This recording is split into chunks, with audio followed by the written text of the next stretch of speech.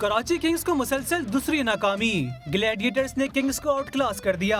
कोयटा की दावत पर किंग की बैटिंग लाइन नाकाम रही और पूरी टीम सिर्फ 113 रन बना सकी। बाबर आजम 32 रन बनाकर नुमाया रहे। नसीम शाह ने 5 आउट किए। जवाब में सरफराज 11 ने 16वें ओवर में 2 विकेटों पर हदफ हासिल किया। एहसान अली ने मुसलसल दूसरे मैच में 50 की और 57 रन की नाकाबिले शिकस्त इनिंग्स खेली। इससे पहले होने वाले मैच में लाहौर ने मुल्तान के खिलाफ 206 रन का पहाड़ खड़ा किया। फखर जमान ने 76 रन की जारियाना इनिंग्स खेली। जवाब में मुल्तान के बैटर्स ने आगाज से ही ताबड़तोड़ हमले किए। मोहम्मद रिजवान और शान मसूद पहली विकेट पर स्कोर को 150 रन तक ले गए। शान मसूद 83 और रिजवान 69 रन बनाकर पवेलियन लौटे। आखिरी ओवर में मुल्तान सुल्तान को 16 रन दरकार थे। खुशदिल शाह ने मुसलसल 3 चौके और 1 छक्का लगाकर टीम को खुश किया। इस जीत के साथ मुल्तान सुल्तान ने PSL में सबसे बड़े हदफ के ताकुब का रिकॉर्ड भी अपने नाम किया।